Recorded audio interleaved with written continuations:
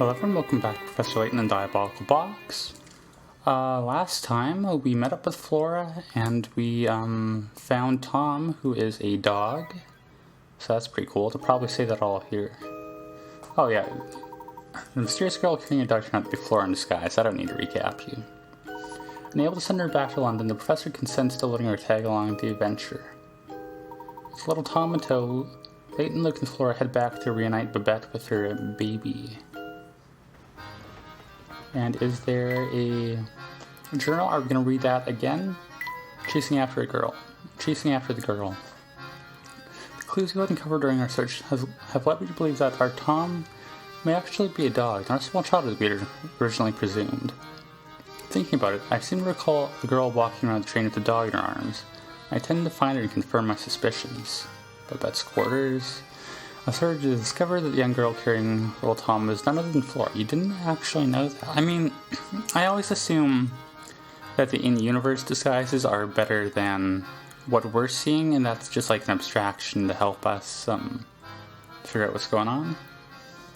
Though I've consented to Flora accompanying Luke and myself on our investigation, I still worry that this may expose her to some unknown danger. But there's no time to dwell on that. Babette needs to know that her boy is alive and well. And we, yeah, I always misread, oh, okay, never mind. It does show you where, I was gonna say, I don't remember where she is, but they do show you that on the map, so. Oh, thank heavens you're alright.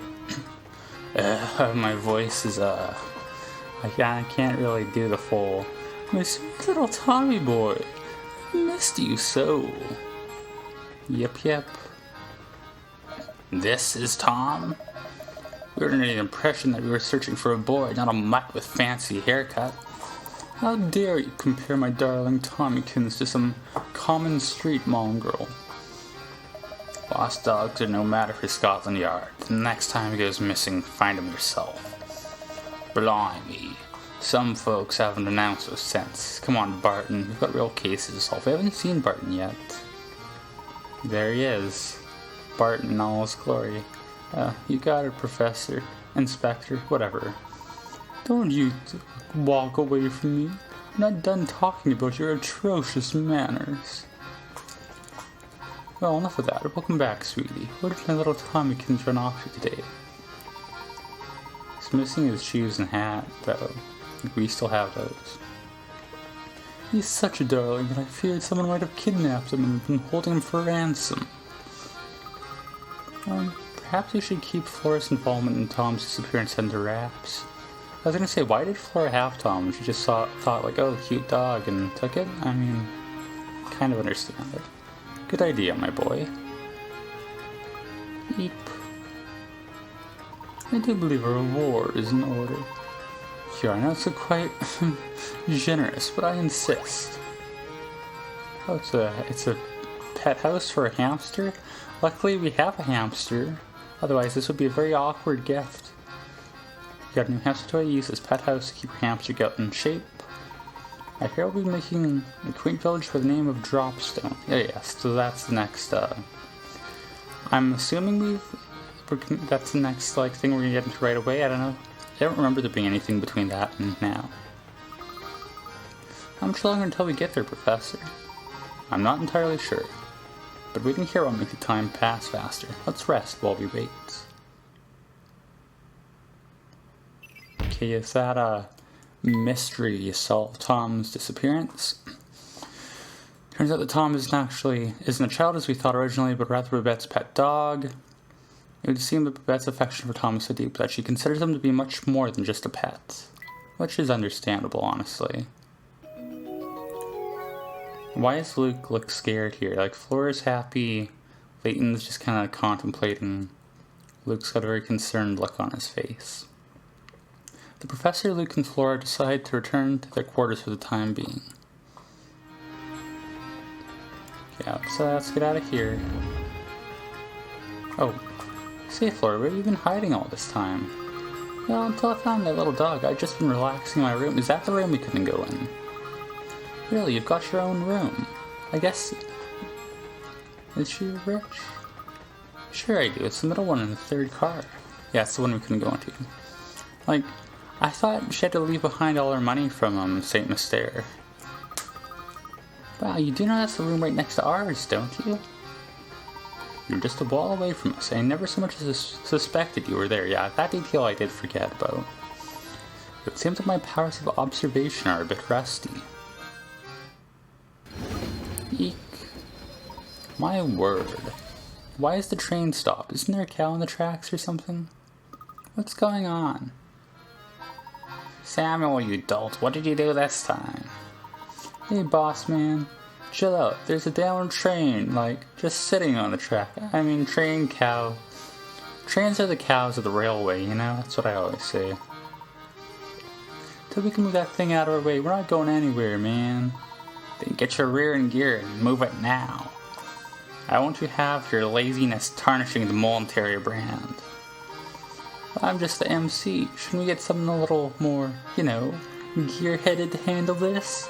Besides, train cars are heavy, man. How am I supposed to move it? I will not hear excuses, especially from a layabout conductor who barely earns his keep. I don't care how you do it, just get it done. Okay. Give it a shot. Just turn it down a notch, Uncle.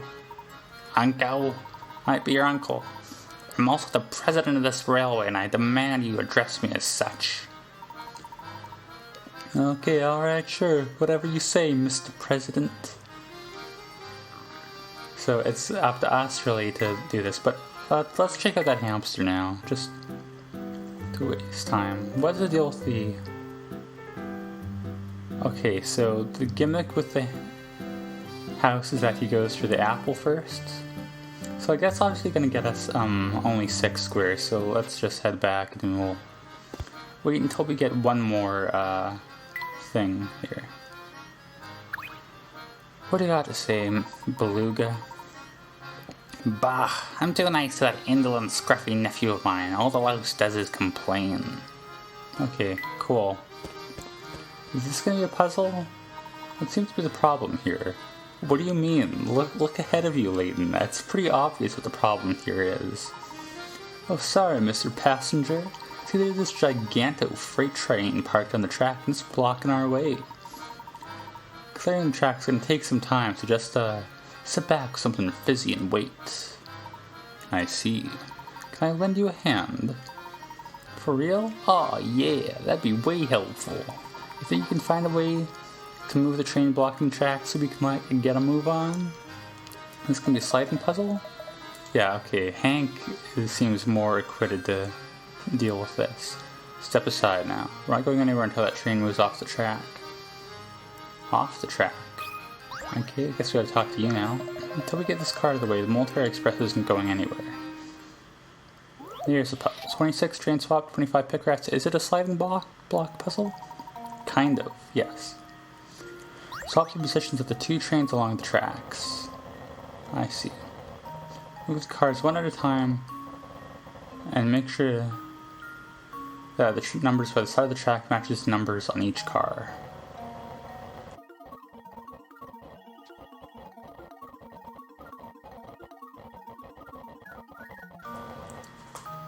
I mean, this one I feel like they kind of give you too much space for the puzzle to really work. I mean, I did do it a little inefficiently, I'm sure. To test my theory. But, yeah. A true gentleman leaves no puzzle unsolved. There we go. That's right, now hurry back to the train. It's behind schedule as it is. Ha ha ha. Alright, I don't know why. Hopefully we should be able to continue our journey now. Yep, I reckon we're good here. Give me just a sec and we'll be up and running again. Meow. I thought it was a voice at first. It's a very odd whistle. We're finally moving again. Shouldn't be too much longer before we arrive in Dropstone. I wonder if we'll find any useful information there. I hope so. I don't know what Dropstone will get us, but... Oh, okay, and we missed 3, so that's pretty exciting. And we got a save prompt, so we'll go ahead and take it.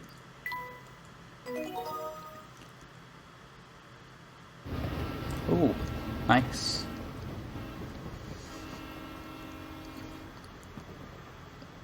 Yeah, this is just like a little rural-ish village. Is the train 3D? Like it looks that way in that shot. It's cool how they mix the media. I wonder, are there high-quality versions of these cutscenes out there somewhere? Like, as nostalgic as the DS compression is... There's Luke talking to a cow with a hat. I like the look on his face. As nice as the DS compression is, it would be nice to see everything in close detail. That sudden stop back there did a number on our brakes, so we're stopping here for repairs.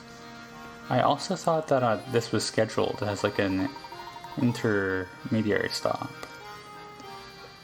Got at least 3 hours till we'll be ready to roll, so why don't you catch the local sights? Capital idea. Besides, who knows what information we might stumble upon in the village. Professor Luke and Flora decide to take in the sights around Dropstone.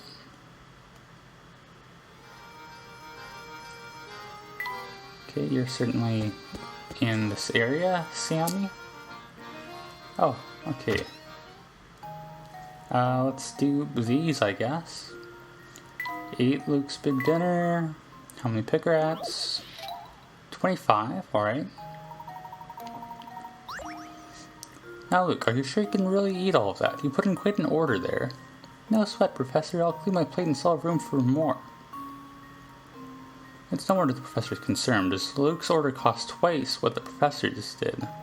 Below you can see all the items Luke and Professor Layton ordered, as well as the price of each item. Touch the price for each of the items that are part of Luke's order. So, the idea is that it's 2 to 1, so we need to find out like what a third of everything is here, and then aim for that. This is 23...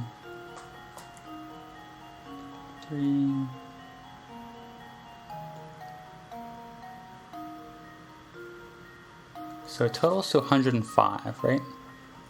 So Layton's is going to be, what, 35, and then 70 is Luke's. So how do we make 35? We can't have 25, would leave us with 10. There's no way to make that, obviously, so it's not that. 17 would leave us with 18 to make. Which, once again, there's no way to make that. 16 would leave us with 19 to make. Which is odd, so we'd need a 13 and then a 6, so there's no way to make that.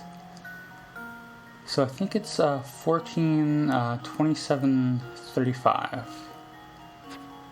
So it's going to be these 4. And to just confirm, it's 28 there, 35...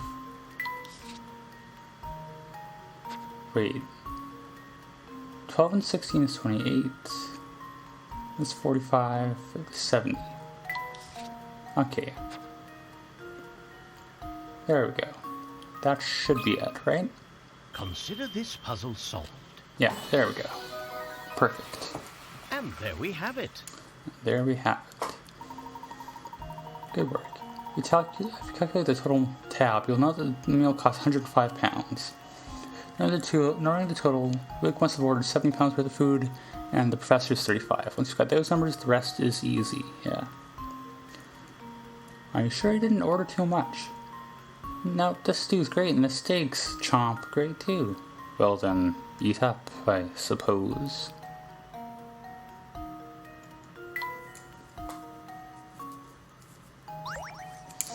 Alright.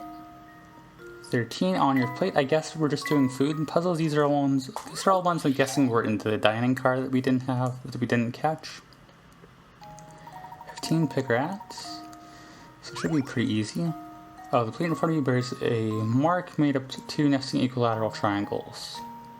Can you figure out how many times can you puzzle out how many times bigger the large triangle is when compared to the small one? If we rotate it, it's like this. And then it's 1 out of 4.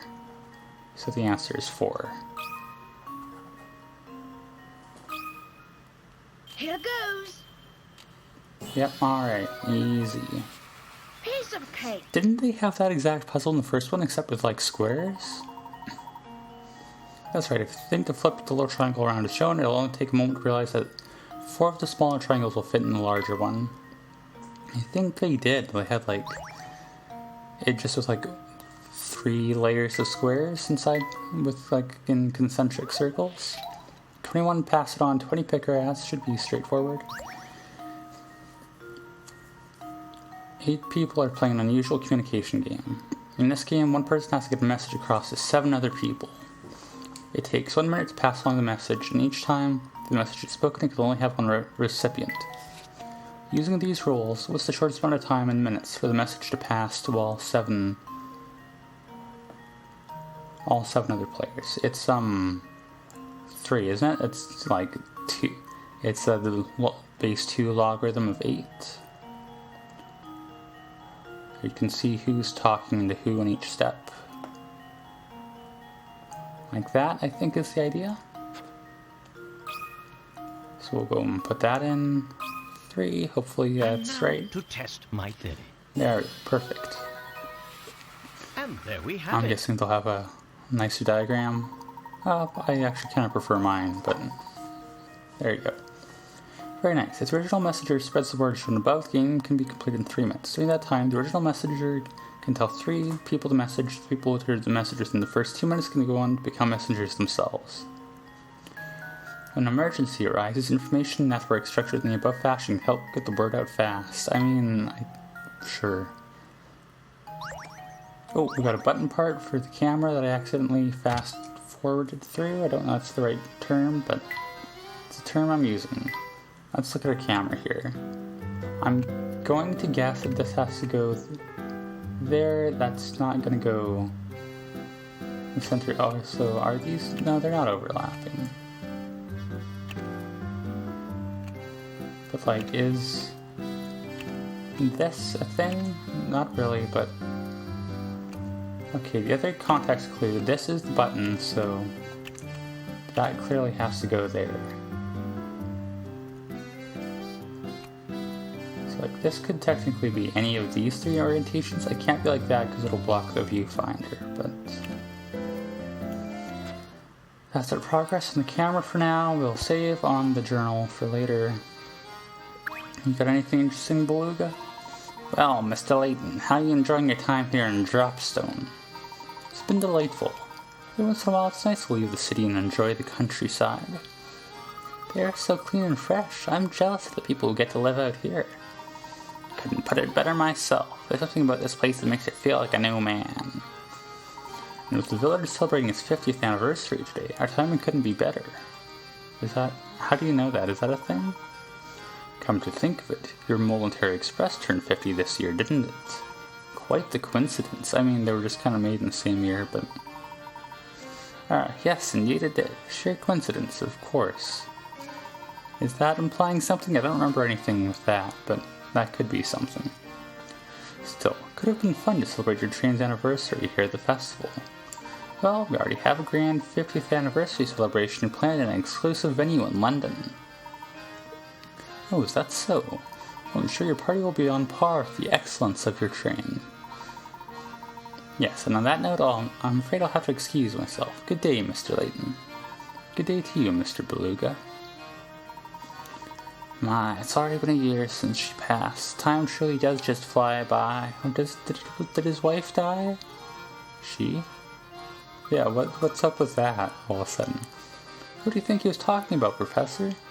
I haven't the foggiest, Luke. Is that a subplot? I don't remember that at all. Also, I should be tapping around the backgrounds more. Yep, that's a bench. Sure is benchy. Yeah, see, it's worth it just for stuff like that. Is there anything else? I don't think so. Let's go back to the first environment and look. Is there anything here? Oh, there sure is.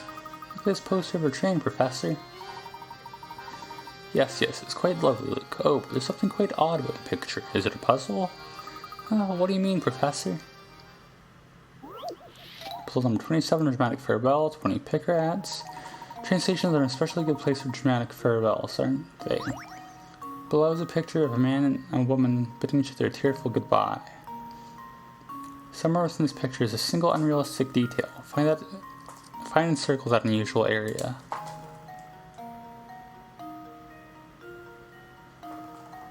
Is it how the windows... I thought it was something... Is it something with the windows? I vaguely remember this, but... It could be something with the windows. It could be, the moon and the, clouds? Like, I don't know if the moon's, like, behind clouds that are faint enough for it to be seen. But, it's something to do with either the windows or the lights / moon. If I just circle like this, it doesn't know what's there. What are the targets? They have the moon, they have that, they have that.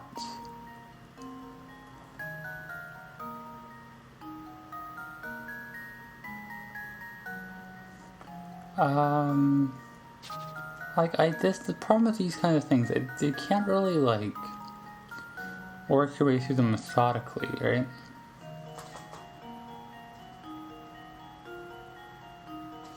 I'm probably gonna lose some pickaxe in this one. Let's just circle stuff and see what happens. You know what, let's get a hint. We have these coins, we may as well use them. There's nothing wrong with the dog. Oh, thanks, I didn't think there was. Is it just like, is there not usually sliding windows on trains? Let's see if this works. Okay, sure. I'll take your word for it. Piece of cake.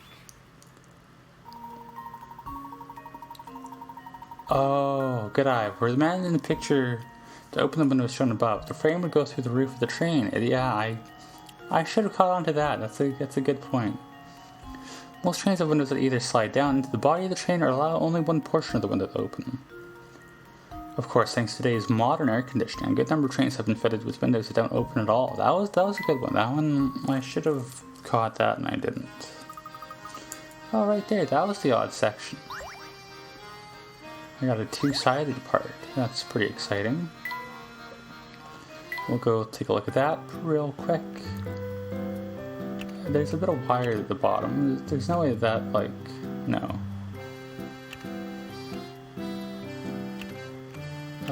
Put this, like, here for now.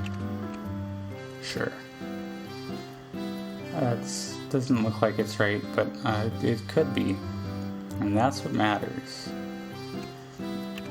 It's probably like, you kind of want to like fit the tight areas first, so it could be something like this, right? Yeah, that kind of makes sense. I don't know what all these little like bits are at the ends. There's like some contacts or something I don't fully understand, but with that nice little bit of like very, very slow progress today, we will call it here. And next time we'll start to explore Dropstone for real, I guess. So look forward to that. And for now, as always, thank you for watching.